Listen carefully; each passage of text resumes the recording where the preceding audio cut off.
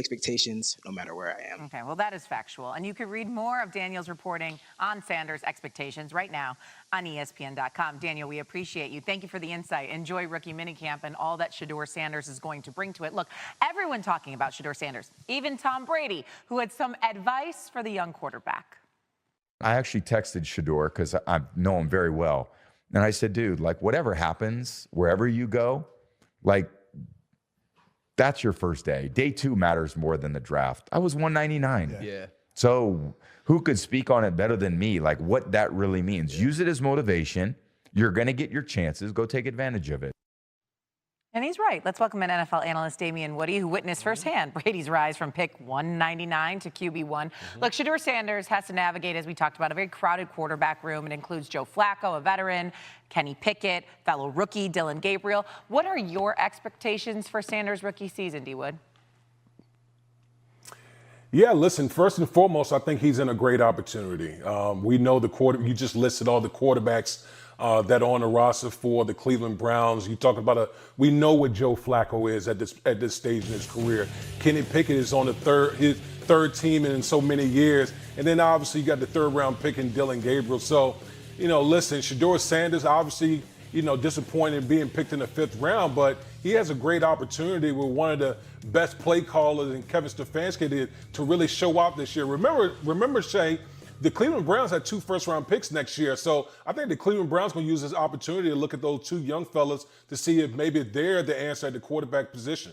Yeah, it's a good point. I actually forgot about next year's draft. Also, you think back to what Flacco was able to accomplish during that 5-week stretch where he started for the Browns back in 2023. He led the NFL in touchdown passes and yards. Let's not count out Flacco, okay? Damian, we'll see you a little bit later on. Thank you very much. Let's go to Sanders' former college teammate, now Travis Hunter. He got his degree today.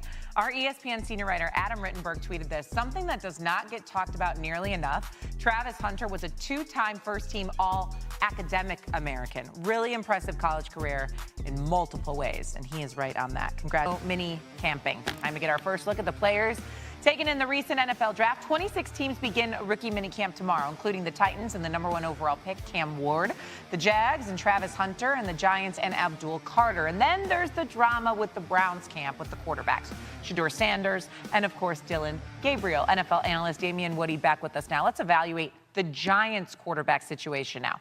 Jackson Dart, 25th pick in the draft. He'll be fighting for snaps with 3 vets ahead of him, including Russell Wilson, Jameis Winston. When do you expect we could see Jackson Dart get some playing time? Yeah, Shay, listen, I'm never one to put a timetable on when a rookie is ready because everyone develops at a different time. But I think initially it's going to be Russell Wilson's job to lose. And I think it largely depends on how the season is going. If the Giants are hanging in there and Russell Wilson is playing decent football, then more than likely we're not going to see Jackson Dart out there on the field. But if the season starts going sideways and Jackson Dart is showing, progress throughout the season, we'll see him sooner rather than later. So I think it's dependent on the season and how Russell Wilson is playing. Yeah, I agree with you. I wonder if we even have to see him this season. Wouldn't it be nice to have a rookie just sit back and watch a year like the good old days? Hundreds of rookies, though, will take the practice field this week for the first time. Which one of them, D. Wood, though, do you think will have the biggest impact this upcoming season? Yeah, for me, it's Cam Ward for a couple reasons. Number one, we saw with Will Levis, there's a couple things that hurt offenses in your team the most. Turnovers and sacks. And Will Levis committed both of them in bunches. And so Cam Ward, the #1 overall pick, he's really good at taking care of the football. He's mobile. He makes, really good decisions, and he's a really good athlete at the quarterback position. So I think that combination of taking care of the football and being a dynamic playmaker at the quarterback position is really going to help the Tennessee Titans moving forward. Hey, I am with you on this, D. Wood. Quietly, the Titans are putting together a very good offensive line. They have wide receivers now in place. They've got some talent. The Titans could make some noise if Cam Ward does a good job out of the gates. D. Wood, stay right there. All right, the Cowboys made a big move yesterday, acquiring receiver George Pickens from the Steelers. Dallas gets a #2 wideout to pair with CeeDee Lamb. Pittsburgh gets draft picks and is left with question marks at receiver behind newly acquired DK Metcalf, not to mention uncertainty about who is playing quarterback. All right, D. Wood, who in your estimation made out better after the Pickens trade? Was it Pittsburgh or Dallas? Yeah, I'm going to go with the Dallas Cowboys. It was such an obvious need having that number 2 wide receiver. We've been talking about it, seems like forever, CeeDee Lamb and then everybody else at the wide receiver spot. Now you have an explosive playmaker in George Pickens opposite CeeDee Lamb to draw some of the coverage away from CeeDee Lamb.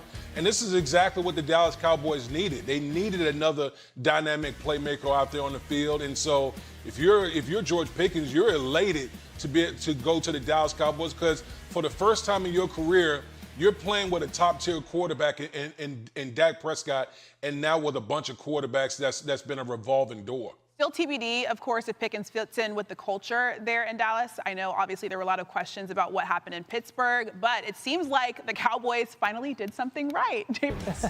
We had breaking news in this program yesterday morning. Remember, Cowboys bringing in George Pickens on a trade to the Steelers for a 2026 third-round pick. Cowboys also sending a 5th-rounder and getting a 6th-rounder in 2027. Pickens will be the number 2 receiver opposite CeeDee Lamb, bringing big playability, averaging more than 15 yards per reception last season in Pittsburgh. The updated playoff odds for both teams, the impact was noticeable. Pickens trade on ESPN Bet, creating slight movement in the market for both teams. Cowboys plus 200 odds to make the playoffs, still ranked 3rd in the NFC East behind the Eagles and the Commanders.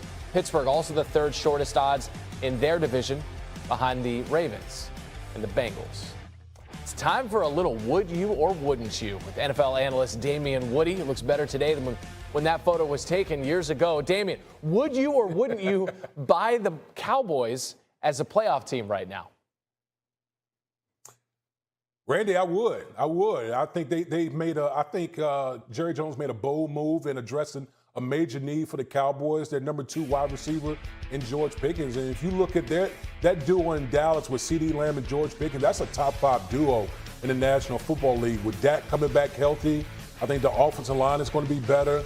The defense is going to be able to get after people. I think the Dallas Cowboys are going to find themselves back in the playoffs in 2025. Top 5 duo in the NFL. Okay, would you or wouldn't you then buy Dak Prescott having the best year of his career now that he has CeeDee Lamb and George Pickens to throw to? Yeah, I'm going to say I would not, only because, new play caller.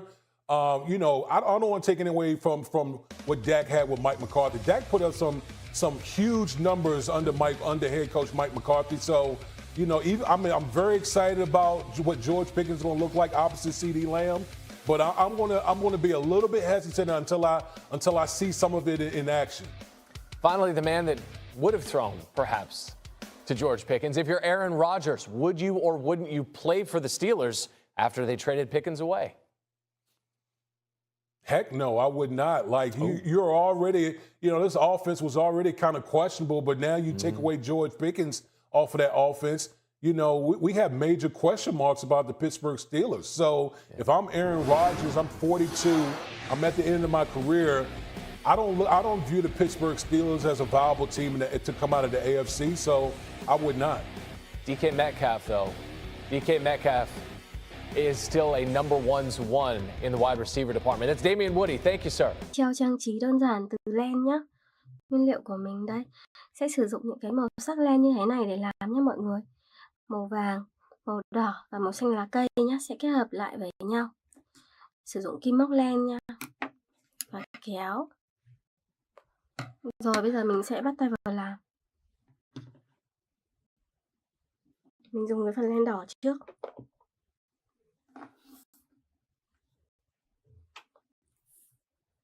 Mình sẽ móc một cái hình tròn bằng cái phần len đỏ nhé.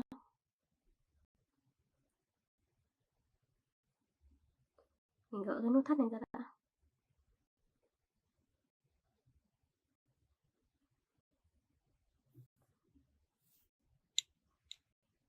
Mình dùng cái phần len này đi, chỗ đấy bị đứt dây rồi.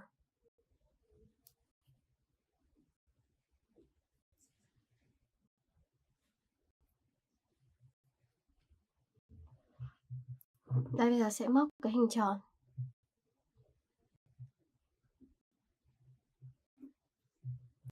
Móc một cái hình tròn rồi này.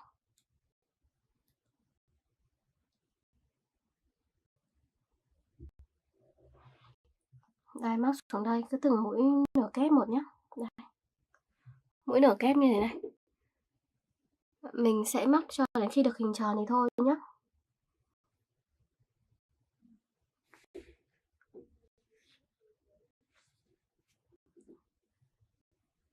Rồi, mũi tiếp theo nữa này. Luân phiên cho mình.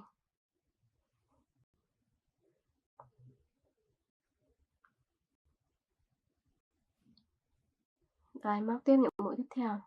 Lần lượt cho mình cho đến hết.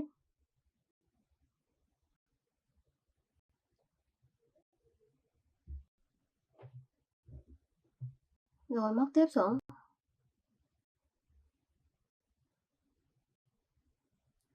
Tiếp tục móc. Mình cứ móc lần lượt như vậy là được nhé.